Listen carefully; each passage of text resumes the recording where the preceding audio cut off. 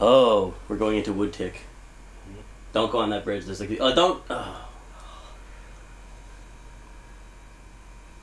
I just like this bit because the player always feels like they've done something wrong. Right, without knowing it. Yeah. People like would actually go back and try and play this again to try and not get caught by him on the bridge. Yeah, Largo LeGrand is named after where I grew up. Largo? Oh, yeah. Key Largo? No, I grew up in LeGrand, Oregon. So that's where I got his name. Where'd the Largo come from? I don't know. I always liked how he started out with a whole bunch of money. So you kind of thought he had a bunch of stuff, and then it all like completely goes away at the very beginning of the game. That fit into the running theme of mean, cruel things that we enjoyed. Give the player a bunch of money and then take it away from them. And then just take it all away from them immediately, yeah. I just want to say how good looking Guiber's hair is looking in this game. He has a new stylist in this game.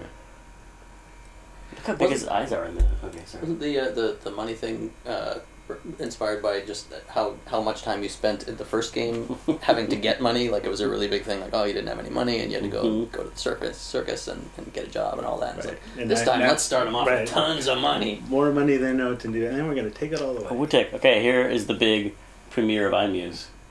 Right? Yes. This is the biggest, and I think the biggest ever, most complicated piece of iMuse music that was ever made. We had like two full-time programmers who were doing nothing but programming the iMuse transitions. Because it's a main theme outside, and then every time you go into one of these inner locations or inside the house, it would enable or disable instruments, and it would change the theme a little bit. Right.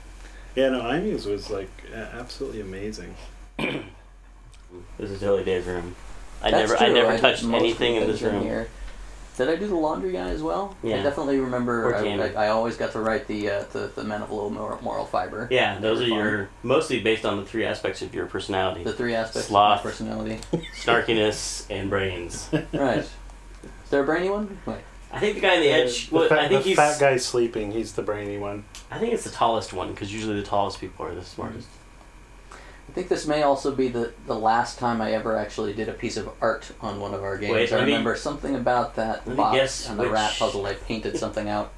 Yeah. Well, this was back when programmers could actually do final art before the art union ruined back when there were not that many colors in the game. Well, Monkey Island 2 was a huge kind of revolution in art, because Monkey Island 1 was just 16 colors, and then we were using the whole 256 color VGA palette for this.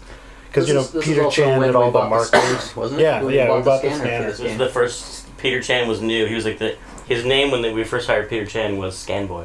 Right. And he scanned this first, and he used markers, and everyone was mad that he used markers because they wanted to use paint.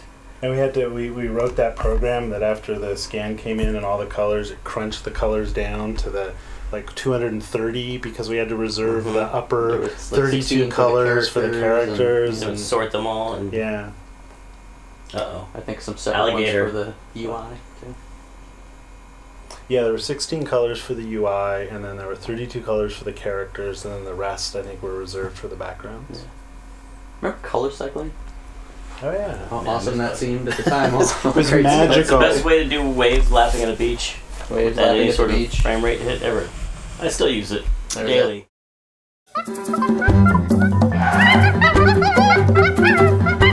It.